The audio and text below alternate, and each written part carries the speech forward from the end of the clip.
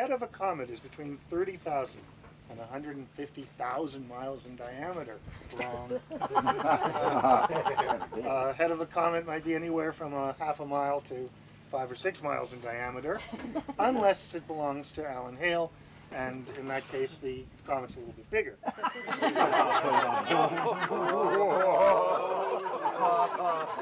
don't get it. Nope, it really was. It really was. I mean, Hale Bopp was about, I think it was like 25 to 40 kilometer nucleus, which was pretty large. Alan will never forgive me for that. You see what happens? Even in the 6th grade, it gets bad. It never gets better. Well, go with the flow. It says here at the present time we know of about 900 comets. Well, that's interesting because up until a few years ago, that's about how many comets we knew, finding them at the rate of a few a year. But now with all of the SOHO comets that have been picked up, it's more like 1,500. The famous Halley's Comet is so big and bright that our early ancestors were frightened when they saw it. Halley's Comet comes into view every 76 years and will be next seen in 1986. And I remember saying, but that's so far away. It is that way. Well, I finished the talk. My classmates dutifully applauded, not very much. And the teacher, who was sitting way in the back, he said, "Good talk, Levy, but let me look at your sheet of notes." Everyone in the front row knew what I had done, and the class just broke out in howls. And I resolved then that I will never, in my entire life, give another lecture again. And I sat back down, and I tore the piece of paper like you're doing right now. You're still active looking for comets. Yes. How successful with these new things like linear coming along that basically are scanning the skies all over the place for an amateur to still find a comet? How easy I'd is like it? to answer that a bit, and then Howard, if you'd like to add some comments. It's not easy anymore. I found my most recent comet 8 years ago, and I have not stopped searching. I'm searching even more now than I was then, and I haven't found anything. It's getting to be a standing joke. I come into bed after observing all night, or observing in that last hour before dawn, and I come in, and Wendy sleepily turns over and says, "Well," and I'll say something like how beautiful the sky was, and it was lovely, and she says, "So, well." And if you search for comets because you are going to find a comet, you shouldn't be searching for comets. It's too hard. I would not recommend anyone now to start searching. It's the competition from other amateur astronomers, from linear, and now for the bright comets, for that spacecraft SOHO, which has this SWAN area to look at the entire sky in Lyman alpha. It takes one image of the whole sky, and you can find 9th magnitude comets anywhere in the sky there. Whoa. So what's the point? You can do it with the full moon or the new moon, and what's the point of being out there under the real sky when you can be in a comfortable air-conditioned room and look at a single image and find anything you want on that? Well, there's plenty of point. I do it because I love the sky. I've decided, and Howard, I don't know if you've done this, of keeping a record of the masqueraders that you have, that you've seen, and I'm now up to about 130 of them, I think 128 or 129, and I'm actually publishing the catalog finally because it's been over many, many years, and it's over all this period of time that I've seen all these objects. So it's been a lot of fun. It's what you see on the road to a comet that's so much more important than the discovery itself. Really, astronomy is one of those rare fields that anybody can accomplish something with. And if you have a little enthusiasm and a little telescope and a little drive, you can just about do anything in astronomy. It's a wonderful field. Geology is like that also, because the Earth is this open book, written in pages of rock. Medicine is not like that. I mean, you know, I'm an amateur surgeon, but I'm good. You can let me on. And you don't want to do that, but astronomy you can. And I got a phone call yesterday, or not yesterday, but last week, from someone who was doing some research on a painting that had some astronomical things. He had been recommended to call me to get my advice. He said, but I looked at your website and it says that you've never taken a course in astronomy, so do you really know anything? It's only written how many books? Yes. Along that line, you mentioned not having had that formal training. Is that, in a sense, maybe valuable in the sense that you go into your 101 and in curriculum and you get this canned little view of the world that's often kind of narrow, and if you don't restrict yourself to that, you have it's just unlimited as to how you can perceive things.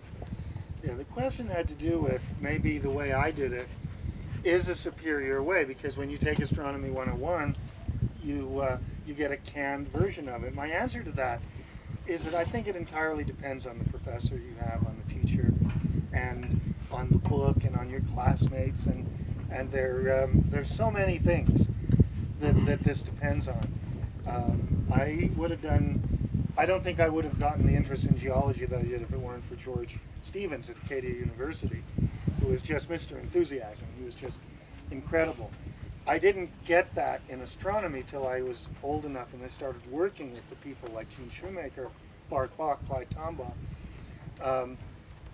But you can get a magical teacher who can provide in a more formal sense what I got on my own and what a lot of us got on our own. So it's hard to answer that. It's hard really to answer that. I think I have an answer to your question about the movie. I think it was almost any scene in Field of Dreams. That movie to me was a movie about comet hunting.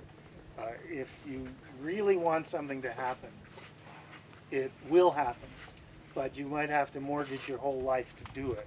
And that movie had a tremendous impact. Another great scene was in Spartacus. Any of you see Spartacus? It was a Stanley Kubrick flick. With Charlton Heston? No, Kirk Kirk Douglas. Yeah, Gene 1960, 1961. And Spartacus was a Roman slave, and it was a story about his revolt. And they had this scene where they're sitting having, under a tree, and his girlfriend says, "What do you hope for? What do you hope to accomplish?" And he looked up at the sky and said, "I want all of us to be able to look up at the sky and be free to do that." And that was just a wonderful moment. And there are moments like that in movies that really get to me. Also, almost any scene in A Beautiful Mind. I was really so touched by that movie. Very good movie. So it's not really, movies like Contact and the two Armageddon and other movies are astronomy based, but they're not the movies that gave me my most memorable moments in film. Yeah, after 19 years, I wasn't expecting that I was ever going to find anything. And my friend from Canada, Ralph Meyer, he was in fact here. I went with him and his wife and son in I guess it was early 1995. We all went and walked over the sand dunes. And he had found a comet. I was the best man at his wedding in 1984, in July 84. September 84, he discovered his fourth comet. And here I'm looking just as much as he is, and I haven't found anything. And I thought, I've got to be doing something wrong. I don't know what it is, but I'm doing something wrong. Anyway, I was talking with a friend of mine over the phone while I was comet searching on the night of November the 13th, 1984. And we were actually planning an Astronomical League convention that we were going to have a few months later in Tucson.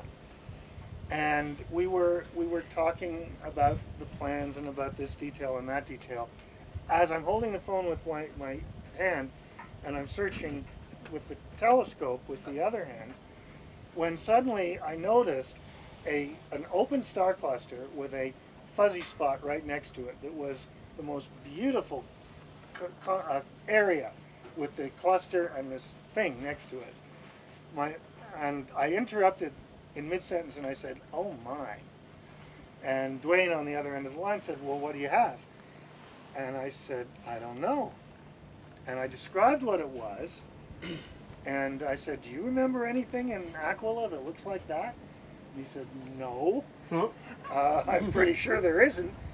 And so I dropped the phone and started looking at my atlas. Couldn't find anything in the atlas. And I said, "I found the cluster. It's NGC 6709.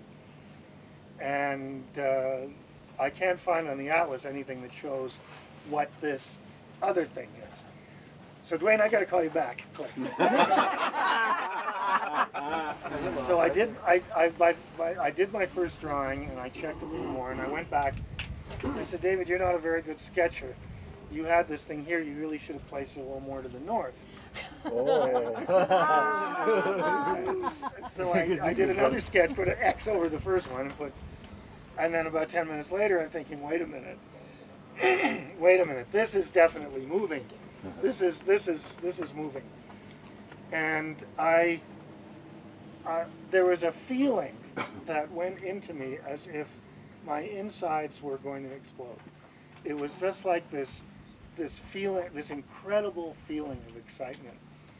And I thought that, what do you do? And I practiced this. And Howard, I know you know this feeling. I practiced. The moment of discovery, what did you do? Well, I forgot all about that. I totally forgot. What do I do now? And I finally, I sent at the time, that was before email, I sent a telegram to Brian Marsden explain. I kind of did it in Leslie Peltier's style. My name, the object's identification, the right ascension, the declination, the motion, and the magnitude. And I just sent it. And then I put down the phone and I went out for a walk. And I just walked and walked and walked and walked. And I thought, after 19 years, this is just the most emotional thing. But Howard, I'm not going to let you get off so easily. Why don't you tell us about how you felt at your first comet discovery? It wasn't 19 years for me. It was It wasn't 19 years. It was 14 months for me, and yours was 917 hours, and mine was 230 hours. David thought I was a stalker for a long time because every time he saw me anywhere, anytime he went somewhere, I was there, and I'd read everything about him, and he was just like, and he thought I was a nut, but I was just a crazy comet hunter like him. But anyway, when I found my first comet, it was just like David describes. It was just the most incredible thing. I could actually hear my heart beating through my chest. If you'd been sitting right there, you could have heard my heart beating. It was just pounding that hard. Wow. It was like winning the lottery. Didn't you put a big banner in front of your house? Oh yeah, you see the banners in front of people's homes that says, "It's a boy, it's a girl." Mine said, "It's a comet." Is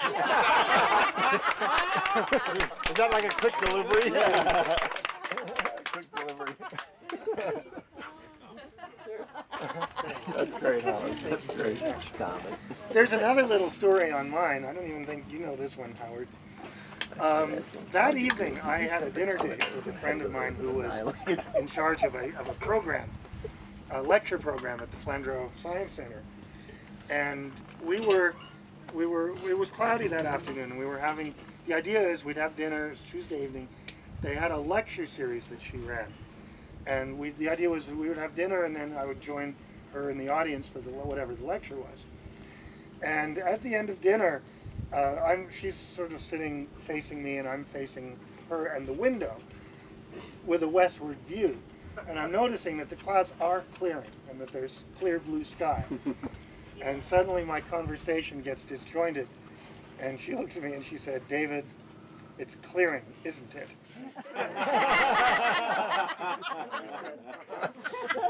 And she said, you're going to go home and observe, aren't you? You're going to stand me up here and leave me here at this restaurant. You're not going to go to the lecture, right? And I said, uh-huh. And then I said, wait a minute, came back to earth again. Oh no, we're going to finish dinner, and then I'm going to leave you and go. As I left, she said, okay, stand me up. but you better find a comet tonight.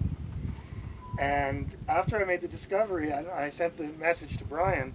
Before I took my walk, I thought, oh, Lonnie. And of course, I called my friend Dwayne back again. And by this time, of course, Dwayne had been pacing the ceiling. He said, why didn't you call me back? It's been 2 hours. And with Lonnie, I called her, and she picks up the phone, and she said, well, did you find a comet tonight? And I said, yes. And she laughed. And she's laughing, and she said, well, okay, let's see, what was it? How bright is it? And I said, oh, it's about 10.5 magnitude. And she laughed again. And she said, well, where is it? And I gave her the right ascension and declination. And she said, you're serious? And I said, yes, I'm serious. The next day there was an article in the local paper that had about a whole column of information about this dinner date that I broke with Lonnie. One paragraph about the comet.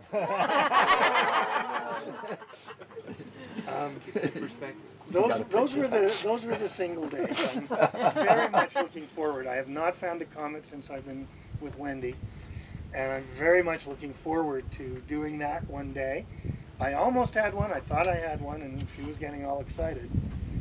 The interesting thing is that if there's a comet that we find photographically or with the CCD, she's part of that. She's very much a part of those programs now, so it will be a joint discovery.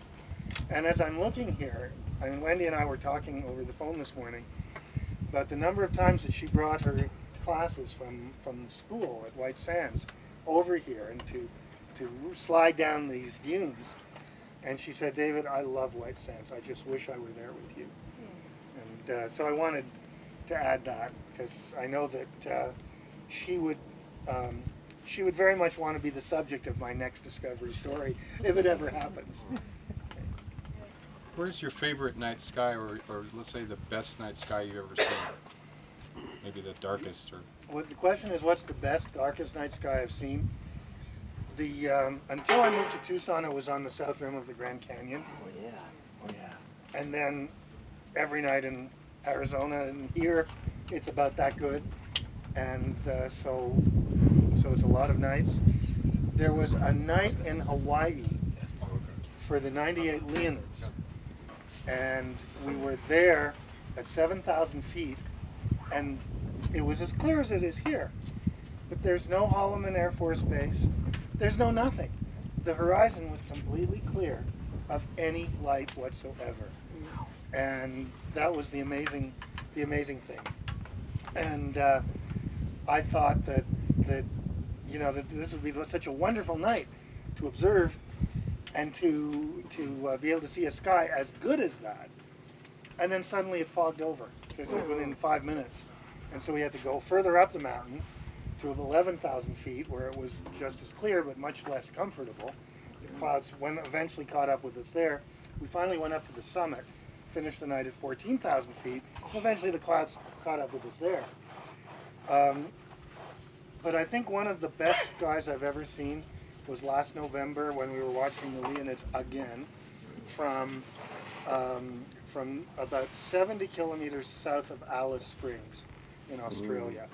It was spectacular, and I remember looking towards the beautiful area of sky, and I wish I could take scissors whenever I see this and cut it out and paste it on my sky. It starts with Alpha and Beta Centauri, goes under the Colsat, then the Southern Cross, and then ends with Eta Carina. It's just such a spectacular thing. During the Leonids, I told everybody, I know you'll miss meteors, but this is important too. You have to look at this area of sky, because it came up just before dawn. And it was so fantastically beautiful. And everybody looked there, and like 5 meteors went through that area while they were looking. They said, well, David, where should we look now? So that's got to be one of the best skies. But I mean, any night where there's where it's clear and it's fun, and any night like that is my favorite night. The question is, out of the 21 fragments of SL9, how many impacted Jupiter, and what was the largest one? They all impacted Jupiter, with the possible exception of some of the dust trail on the ending side of it might have missed. The largest one was anywhere from a kilometer to 4 kilometers in diameter. So you spent 20 years discovering this comet, and it has the Never to return. It just self-destruction. And how do you feel about this thing self-destructing on you? Never to be seen again. You're talking to the guy who left his glasses and his asthma inhaler at Bob's table last night, and going all the way home in the middle of a desert without his glasses. If there's a rock within 40 miles, I will find it and I will trip over it. and so finding a comet that doesn't know how to orbit a planet, doesn't even know how to orbit the sun, and that slams into Jupiter, it's a klutzy comet.